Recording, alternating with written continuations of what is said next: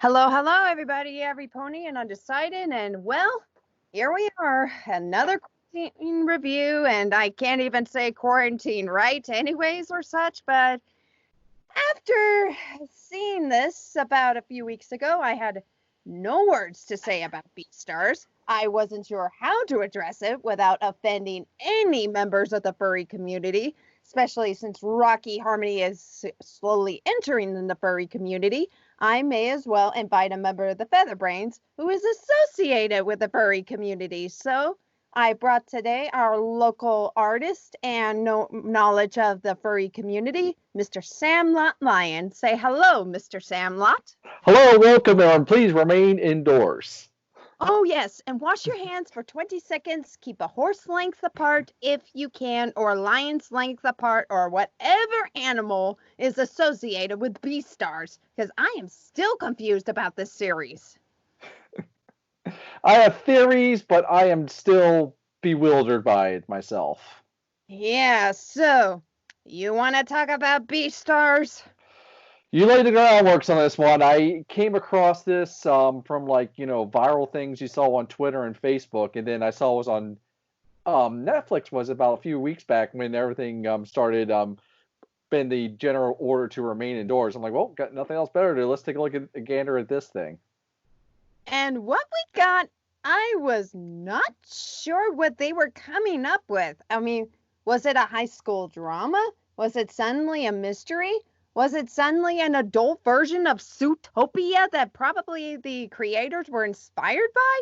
Or was it an experimental of, well, who knows what? And I thought Paranoia Agent was almost odd, but at least that anime made sense. I know it was a manga before they decided to make it to an animation. So I'll take a gander here. How long has it been a manga? What's going on here? Let's take a gander at that. I wasn't really sure, to be honest. From what I've heard, it wasn't very long, like under 2 or 3 years at the most. And I could be very wrong on this. And I know in tradition of being late on every podcast, there will be a spoiler alert for what we're going to talk about if you've not seen it yet. But then again, with quarantine time, I don't think we have a choice. Well, taking a gander on the wiki, this could be wrong, but it said it came out in 2016. There's 18 volumes. 18 volumes on this mess? According to them, yes. Wow, they apparently something must be going right. But then again, this is the very first season of Beastars, really. If you're going to adapt it from from a manga or something, it should take a while to really kickstart it. I guess. I mean, it's like I said, you're just laying the groundwork. I put this on the same category as Gretsuko, where it was I think it was a manga before they made it to an animation also. Yeah, and the same thing with Fairy Tale and with Peace, really.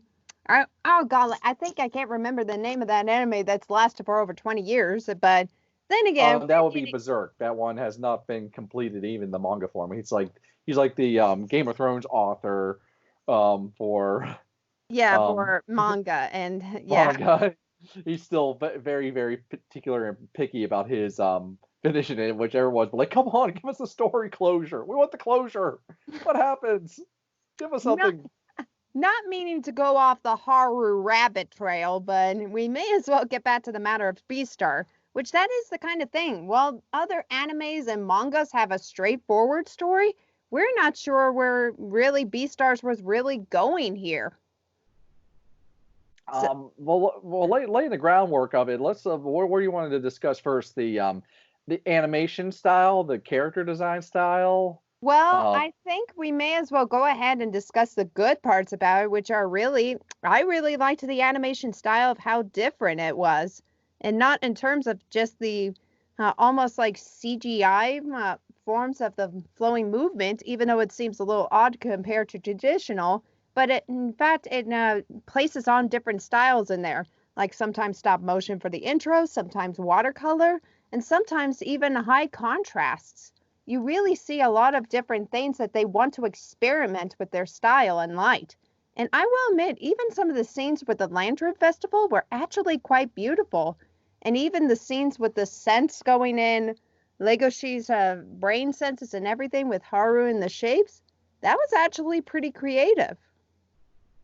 It was a little off-putting because it looked like the animation style looked like it was as a human body with an animal head, and I'm sure it would have been difficult for the animators to try be a little more anthropomorphic, I would say, because I know there's different styles where they call them the digi legs, where the hind legs look very much similar to the back legs. They just add hand gestures to their of their bodies, but I think they wanted to be more humanoid, so that's why they decided to keep them all the same. Just swap out the hands with paws and add thumbs and added the characteristics of the head and the tail. At least the one thing that I may as well say it since I'm a professional wrangler, as most of my fans know on my channel, at least they got the anthro of the horse and the zebras actually correct. Compared to Zootopia, it was a chopped mess. But I actually really liked the zebra and the equestrian design on there. So at least that's my only praise, at least I could give to so far in forms of anthro style. I can see that.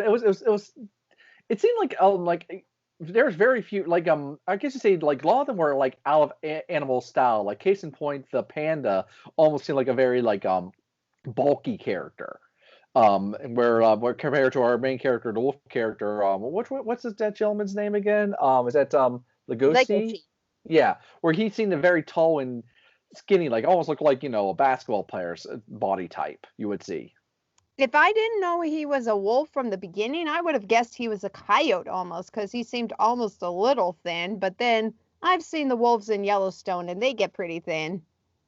That is a good point because but it was I guess it also was easier for the animators to work with the 3D style with some aspects of the lighting and shades, and being on model seemed to be a high priority for them. But Netflix has been doing a lot of this 3D anime style. For example, when they did the Godzilla series, it had that same unique look. Yeah. And I'm not saying it's easy. Well, I guess the wrong term would be say easier, but it's a different style. They want to make themselves stand out differently. Yeah. And I could see what you mean on Netflix really going with experimental. They did the same concept for good, like the Dark Crystal Age of Resistance, where they actually did a great experimentation with the mixed up puppetry, practical, and CGI that was actually working beautifully. And of course, then we got our dumpster trash of the Tiger King, which I will never discuss that abomination. I'm sure you could probably go into a lot of detail. I just got through episode 5 of that series because you have to take that in small doses. That's all I recommend about that if you do consider of going on that program, and also remain indoors. Yeah, pretty much. Which actually, another thing that I've noticed with the highlight of the animation, at least they actually captured a really good sense of the lighting. Like, you see a lot of soft pastel. I mean, of course, you're an artist as well, but you noticed with the calming, they have the pastel, almost very light, saturated situations when it got to almost a predator, almost in the red and hot color, and even some of the steaming moments, you see a little bits of mixture of blue and pinks and nylons and everything. So in a way, their color theory choices were very well done in my perspective. I could see that a very heightened situation, especially with, like you said, with the red, and it brings a strong contrast to like, okay, this is a very aggressive situation going on here. And even some of the costumes really, like for example, when the deer character Louis went in the Grim Reaper's costume with of course, with the red to match the Grim Reaper, almost in a predator-esque form, even though he was a deer that practically stolen. Can't talk today. I've been out of the education system working there for too long. Mm-hmm. But apparently, like with Louis, just pretty much taking on a predator's approach and basically stealing Skekbau's mask in that scene, and just trying to make him look more scary and appealing. Which, in a way, we would probably discuss a little more on him when it comes to character. But again, the color contrast, they actually had a really good team picking out the themes and everything. Because with manga, you really all get black and white and occasionally color. But as far as concerned, they have done a really good job on the choices. I could see that. I could definitely concur on that aspect of the design. Hmm. So, what are your aspects of the characters and the connections to the stories? Because honestly, I am still trying to figure it out myself. This kind of reminds me of the one thing about where people are and the characters are so worried about relationship, no one worries about their day-to-day responsibilities. That's all it gets me. Like, wow, you have all this time to worry about this, then you don't worry about, oh, am I going to get homework done today, or am I going to pay my bills? It always seems like that kind of aspect of it. Like, what do you say these guys are going to school to do? Like, what is it? Is this an isolated school? What's going on outside of school? This all feels very confused. Like there hasn't been established of what are the rules of this world. I don't know. I know it sounds little overthinking it, but it kind of makes me feel that way. If you think about it, they're breaking the usual norm of the anime high school genres pretty much. Because I've been going through a lot of anime as of lately, and in a lot of high school related episodes and all that, you get to see a lot of them worrying about high school and worrying about homeworks and balancing dating and all sorts of way. Here, we only get to see them in almost like a school-like society, almost like turned into a workplace and almost like getting into a hierarchy program, almost like in a class in itself. So I think maybe Netflix, or in the case of the manga, was trying to steer away from the cliche moment of high school. But yet, I mean, if you're trying to stay away from the cliche moment of high school, then why put it in the place of a cliche in anime? I have no words for that. I maybe like I said, maybe it's one of those things that maybe will develop more in a later season, but it makes you just question things. Like I feel like it's like one of those things where you bring in a new student and you're like, okay, walk us through this here like I'm an idiot, please, because I feel like an idiot right now. Because, I mean, I wasn't sure. Is this almost like a religious strict school? Is it almost like a prop school? Is it almost like a hierarchy? I mean, nothing was really explained in details. With Zootopia, and I know I'm comparing it and all there, we get a basis of certain areas and buildings and departments and all that. But here, it's completely clueless. I mean, the closest thing we ever get was learning on the drama club, and even the city and the school board support the drama club because of the mixture of races. But you don't see like a separation of the races out there. You just see the one thing they call it the what did they call it, the black market? If I was Yeah, the black market. yeah, like that. There you see a strong separation. They're like, oh, it's illegal, but they do it. Ain't like what? Huh? Yeah, I mean, how is it called the black market yet it's legal and okay to do it? I mean, what is this, Amsterdam? I don't know. I just don't know. And then someone is just like what? That's all I keep on thinking of every episode when someone's walking me through. Like, okay, what's going on? Like when they encounter one character in the alley, like, hey, yeah, I'll take your money if you do X for me. I'm like, or to me, or what? Or it's like, what? This is getting into like I hate to say it, but a lot of this feels like it's a gateway to a lot of fetishes, in my Yeah, opinion. and it makes me almost wanted to ask you a question. Does this seem like an open gateway to the furry fetishes almost? Nothing against the furry community, but it almost feels as if the directors or somewhere were trying to give a better understanding of like the furry community or something like that. In a way, it seems to try to be apologetic, but yet almost to extremes. I can see. I feel like I feel like they take you to the pool and they dump you in the deep end of the furry stuff. Like, okay, all this is over here. Like, whoa, I just got through the anthropomorphic stuff right now, and you're throwing these things at me. Can you just like turn down the faucet a bit so I can understand this? Because Yeah, it's like they're feeding all this information about this like a fire hose, and then all of a sudden out of nowhere, organized crime comes in. You're like, whoa, what? yeah, and yet they think that the first couple episodes of Dark Crystal Age of Resistance have ADHD. But It's yeah, I could see with your main point in there. It's almost like I know with first seasons it's complicated really to fit things in, but it's almost like they're trying to introduce point A, point B, point C. Let's do this. Go back to point A, go back to point C, maybe go over to point H. So I could see where the storyline is going ahead, but I guess it's maybe if we were given a couple more episodes, maybe it would have helped.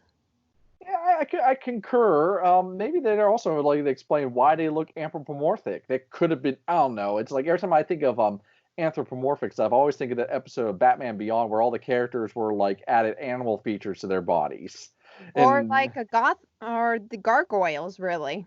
that is a good point. Like, or like say, are they say like in that one at least they explain their creatures. Like, walk me through this a bit. Which gargoyles is still high on my list of underrated programs. At least That it's starting to become popular thanks to Disney Plus, pretty much.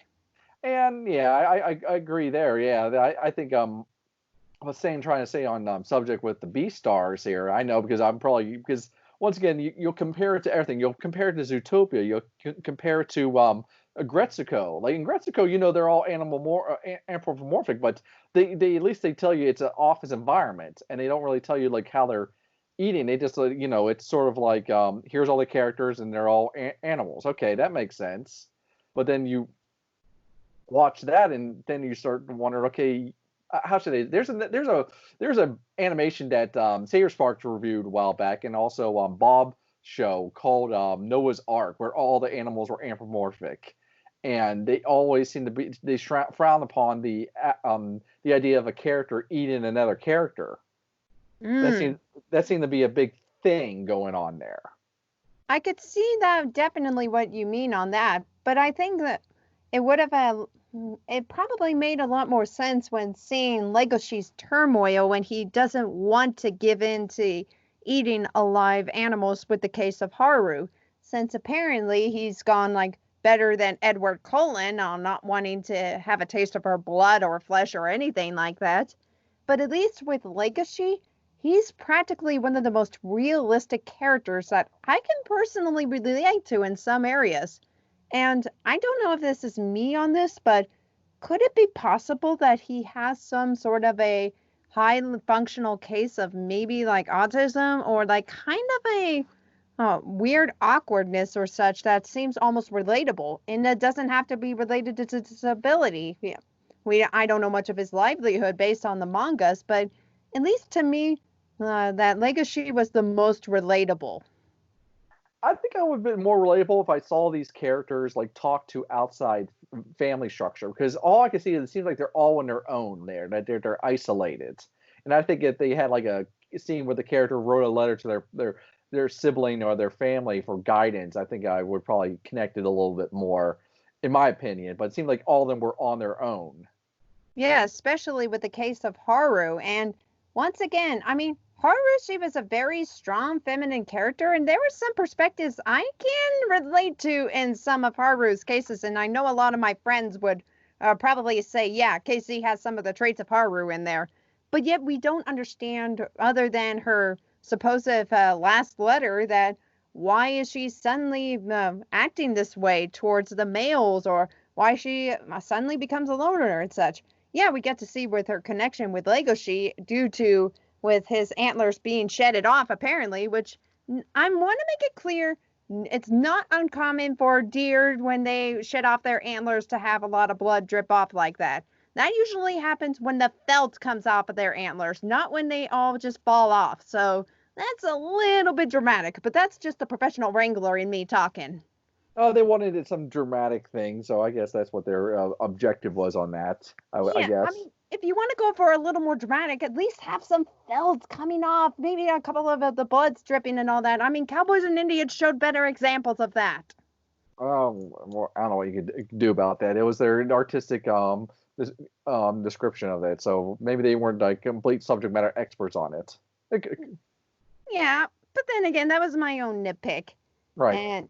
But what's your case with Haru? I mean, apparently every anthro-related person has a thing for rabbits.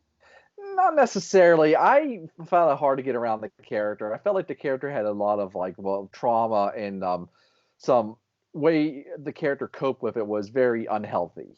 That's what I felt. It's just very, very unhealthy the way the character was acting and how what the unhealthy action dealt with others. But that's just my opinion on, from my perspective, what occurred. So I could be wrong.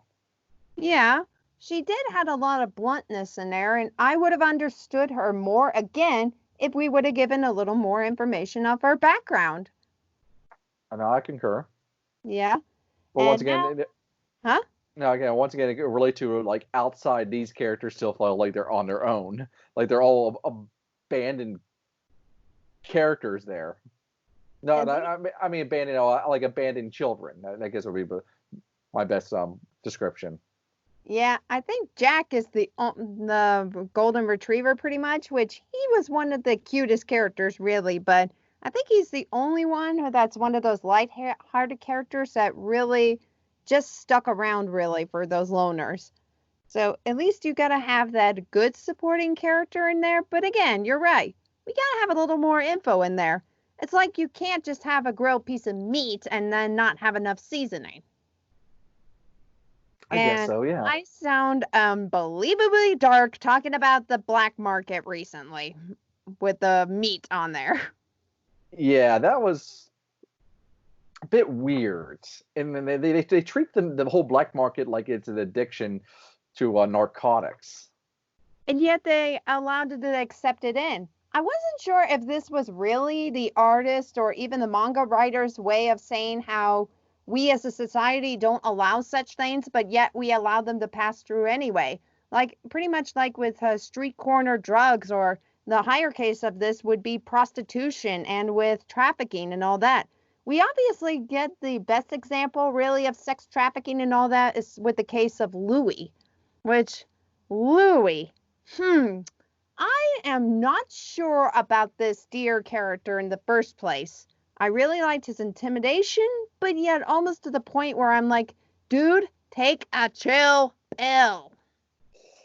Oh, he felt like he had like bipolar something of two extremes there. It's just like, what? At least with his Skekmal mask that he wore there, I would have found that more believable than the actual face that practically stuck with him for the rest of his 18 years of being on the supposed world. Which, back to my point on the point of could the meat markets really symbolize like any forms of illegal trade that somehow gets passed under the radar? We know that Louis in his childhood, through flashbacks and everything, seemed to almost become a part of the black market. Could it be possible that he was a part of almost a symbolization of some children's sex trafficking or something? I think so. Yeah, I agree with you there, but it just still kind of left it vague, very vague for the viewer, and a lot of open to the viewer's interpretation. That is true on that part. What is your interpretation really on Louis? I mean, other than the bipolar, basically. Like Um, how I'm still the jury's still out on that. I'm still trying to I'm trying to figure this out from his actions, the way he's been operating. not to mention on some of his looks, of which that's one of my part of my criticisms really for this series. Some of his close-up looks are as freaking scary. Like I've went close to deer in my lifetime, and not one of them even looked as scary as Louis looks when in rut season. But like for example, when he was looking at the goat or intimidating Louis, I mean, not Louis, but Lego sheet on to bite or some weird things in scenario. To be honest, when I saw him fire the gun in the game leader's mouth, I wasn't really surprised. He was the kind of character where he has that strong composure, but yet is capable of being able to kill or something. Heck, he was willing to let Haru get eaten. Maybe he has a death wish. Maybe I don't know. It seemed like near the end, he's like, oh, okay. Yeah, again, he's one of those characters that I am fascinated yet unsure at the same time. I hate to be around when rut season is around the corner. Oh boy, oh boy. Going back to like the whole story in general, like I think the intro kind of sums up in a nutshell he's pursuing, he dances, and then he wakes up from a fever dream, and then he's eating red everywhere. Maybe they just summed it up in a nutshell what the whole show is right there in the intro. Like after that, like okay, you know what's going on completely, like in the weird. Yeah, I could see that in a summary form. And if you all don't want to go bearing through that after this interview, I highly recommend looking through the intro first. Yeah, like that's probably one of the beautiful things what they say about some anime. The intro probably sets up what's all going on there, and I think this one kind of knocks it out of the park where it's it's like prepare for a fever dream of bipolar actions. Yeah, that is true. I mean, once again, I don't mean to bring this up again, but with Paranoia Agent, and I just finished that classic, it does really give a prediction really of depression and with mental issues.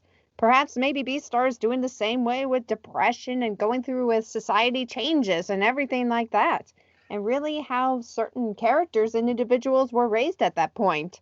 Now, I, I won't claim that there isn't a murdering phenomenon with a baseball bat and roller skates, but at least we have a really cool panda bear and we do have some fun moments and even some surprises. Like, for example, the wolf character Juno. I was really liking this character, really, and still do, as a matter of fact. I really loved her design. I love her voice acting perspective, and even her surprises in wanting to become the Beastar, wanting legacy, and being from a sweet new girl in a new school and everything to suddenly being determined and jealous of Haru. And I will admit, I really was having a bit of a admiration for her dress in the dance scene. I feel like once again it's one of those things with the characters. I still feel like I wish there were some rules established what's going on in this world and what's the purpose of who wants to be a Beastar. Like what's the recognition of that? I really wish they established that a little more because I feel like okay, this is an honor that people want. Oh, you become like the king of everything. I don't know. I'm confused. Again, where is the foundation? If you're going to have a story, almost take from the parable of the house on the rock. Build your story on the rock and not build it on the sand. Because when you have surprising flowing storylines like that, you'll have confusing reviews like this and not given too much high praise or anything. Yes, I know a lot of fans really enjoy the show and everything, but it's almost hard to imagine when the storyline is all over the place and it just gets washed up like the storyline on the sand. I don't know what to tell you. A lot of it, I just felt very, very confused and frustrated with near the end. I just want. Part of me kind of just wanted to get to the end and see, like, okay, what was going on here, guys? Help. Yeah. And I will admit, I'm glad that they kind of made an establishment that the real killer of the alpaca suddenly was just coming around the corner and dropping off some form of a medication and such. But come on, wasn't that what the freaking storyline was about to be in the first place? I mean, like, it's almost like having a sandwich effect, yes, but at least you gotta have a bread in between if you're gonna add it in there. Uh, I wish I had a better answer for you, but I don't. Well, to get our minds off of that, we may as well talk about our top three favorites, our fixes that we would like to see if we had the power for season one, and top three favorite characters. And since you're the guest here, sir, after you. Um, Bottom line, I like the foundation to the world. Sort of like when Zootopia they had that little children's play to just show what's going on here or how this world is set up. I wish I had a little more foundation in that. Then all of a sudden a murder happens. Okay, this is bad. Oh, Why? come on. You can't go on with, blood, blood, No, I said that. blood, I wish and they. death. It almost like Phil. Yeah, I wish they did establish more why that's a bad thing in this world. Like, is it desirable thing in this world? I really wish they established that more in that. And it kind of felt to me left hanging. Like, okay, did the character get killed? The character get killed? I guess the character did the kill in the beginning. Who was it? I thought that was the whole deal. It was a murder mystery. And I think we'll go back to top three things. That's one. I wish they established a better world. Number two is kind of wish it was more digigrade, but I'm sure that's because of the way the original manga is. That's how it's set up on the design. So they wanted to stay straight true to the source material. And I wish they all knew what they were all going to school for, or when they graduate, or what are they gonna? Is this something they're gonna be pursuing in the real world, in their real world, outside the school walls? And why is it a bad thing for them to be out of school walls? What's going on out there? Yeah, it's almost like they're really being shielded from the real outside world and such. But then again, it could be the writer's interpretation how we as a society, even through education, are blinding kids from the real world. Heck, I was even talking to a neighbor yesterday, like through our fence length line and 12 feet apart. Thank you very much. But we were talking about how, yeah, we were getting some school stuff done. At least that's what my neighbor said, quote unquote. But he also made a statement how his kids had learned a lot of stuff even at 11 years old. Heck, that kid is learning how to drive a bobcat and helping getting stuff ready for the city park and everything like that. So, at least in a way, maybe the storyline was trying to give a demonstration of how, even in a prep school society, they're still blind to the real world. I guess so. I can see that. But other than that, what other parts did you like about it? Um, I think what I liked about it, what's a good way to sum it up? I think I liked it when they showed different size animals in there. I think wasn't there cockroaches in there? I can't remember if there was or not. I know there's a lot of mammals, but wasn't there some like I know there was a beetle. yeah, so at least I say they're doing something different that Zootopia didn't do. Is like in Zootopia, all of them seem to be mostly mammals. Here they were a combination of. Was I wrong? Was there an alligator? I thought there was Yeah, an there was an alligator. There was an iguana. I know that. And there was also a Komodo dragon in there. So they did involve some reptiles in there, but no amphibians or aquatic. Okay, well, at least they're like maybe they'll bring that in the next season. Well, they're at least they're like not just going with mammals, which I'm really happy that at least they're bringing some other characters in. Like, what's next? We're gonna have sharks or something. Hey, I'm surprised they haven't shown like intermixed breeds or anything. Apparently, after seeing with Louie and Haru together and other various couple animals or something like that. Hmm, okay. I mean, I was even surprised they didn't address that maybe a mixture intercourse species was okay. I don't know. I don't know. They address that I mean, different. it wouldn't I mean, wouldn't be a surprise in the furry community and completely stop me if I'm wrong, but I remember seeing some sort of like commissions and fan arts and such of different furry characters really together as couples, siblings, or friends, and other perspectives. Here in Beastar, it wasn't really talked about. I would have thought that with interspecies would have been prejudice. Sure, Louis mentioned that he had a wife arranged for him, which, geez, made him a little more colder, really. But I'm surprised they really haven't addressed the matter. Sure, it's Hmm, understandable with Legoshi and Haru since he nearly got a hold of her. I right. mean, at least the turmoil is still there. But again, maybe the different species lingo, I'm surprised they haven't really addressed that. Hmm, I guess I don't know. But once again, but going from from me being a furry artist, from my perspective, it was different. Yeah, it would probably be the word for me. I feel like it was, I would like a little more like introduction to what's going on. Once again, it's just being me on that, and I felt like you were getting fed information through a fire hose. Yeah, pretty much. And even the fire hose seems a little more merciful. I guess so, yeah. But go ahead, you take the floor now. What did you say your three things you liked or dislike? I'm sorry, I'm feeling it's It been a was long the day. three things you like, because apparently we talked a lot of problems on this podcast, which, I mean, we are all being honest with this. So the question is, But would you return? Would you go back for a second season? I would only return for a second season, if only to see what they could fix up or patch up. Because, I mean, I will give shows a little bit of grace in there.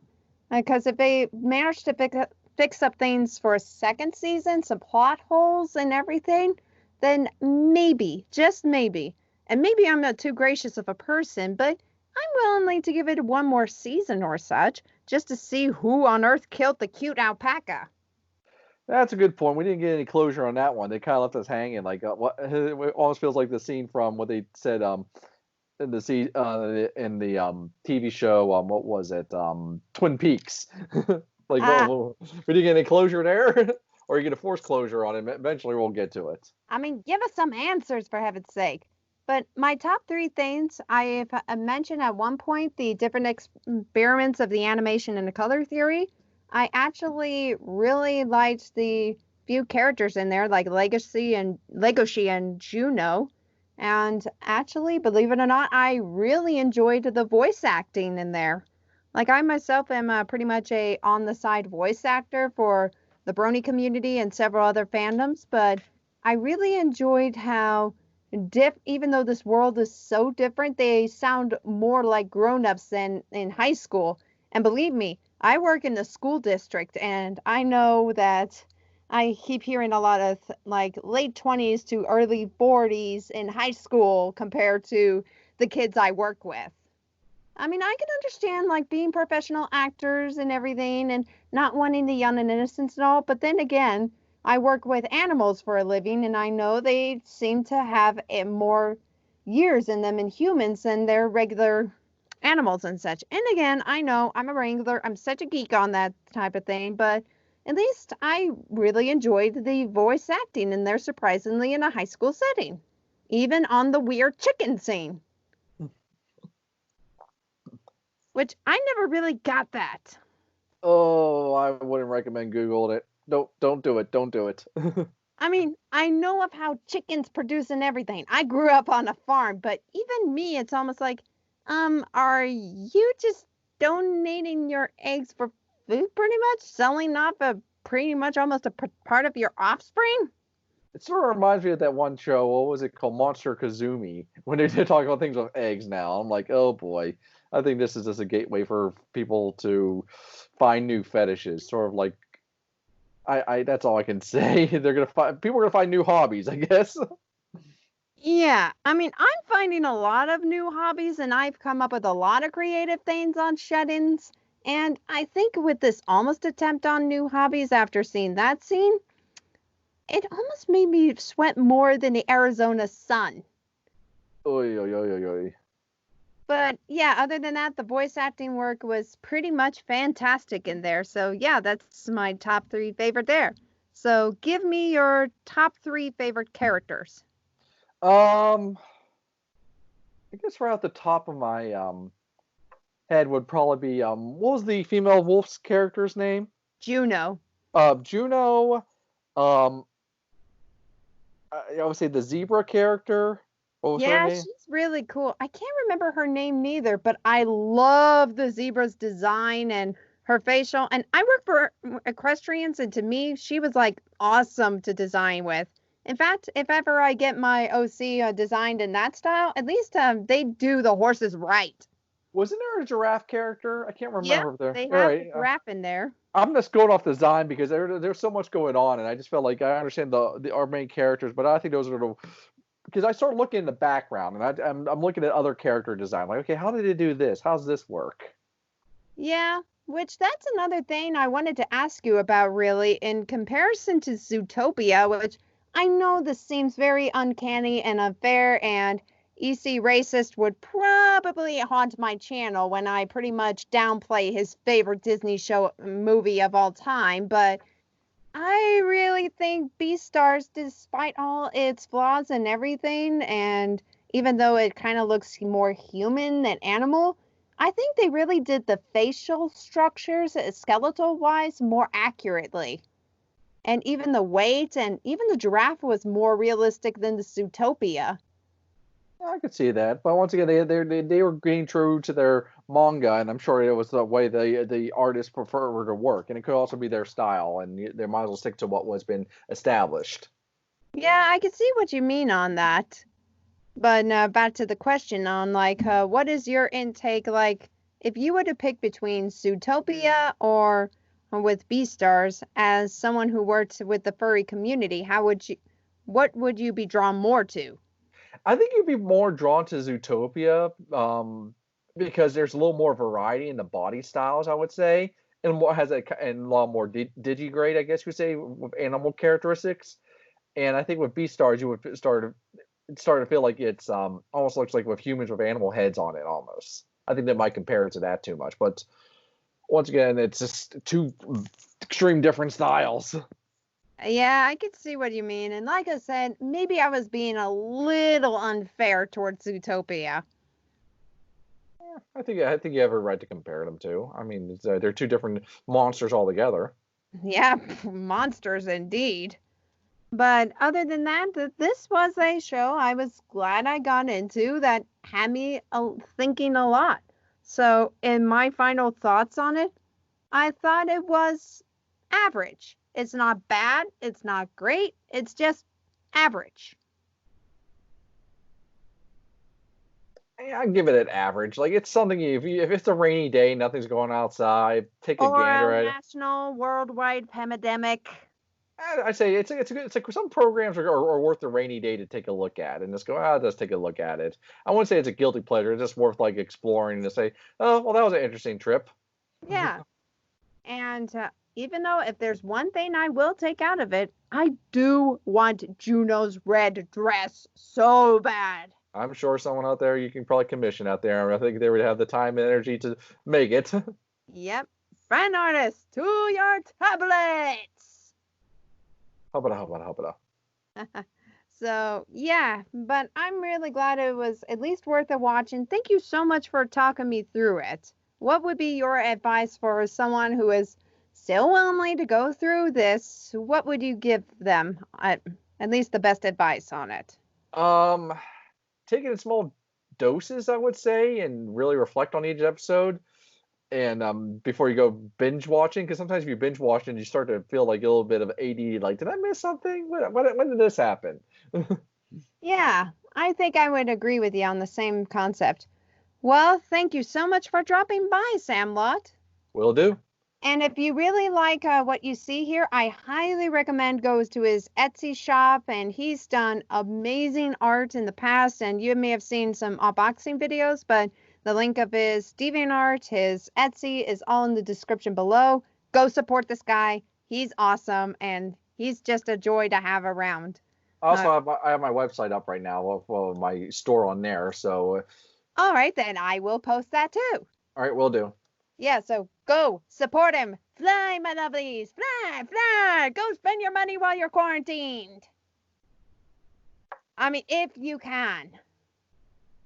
So, anyways, thank you all so much for joining in.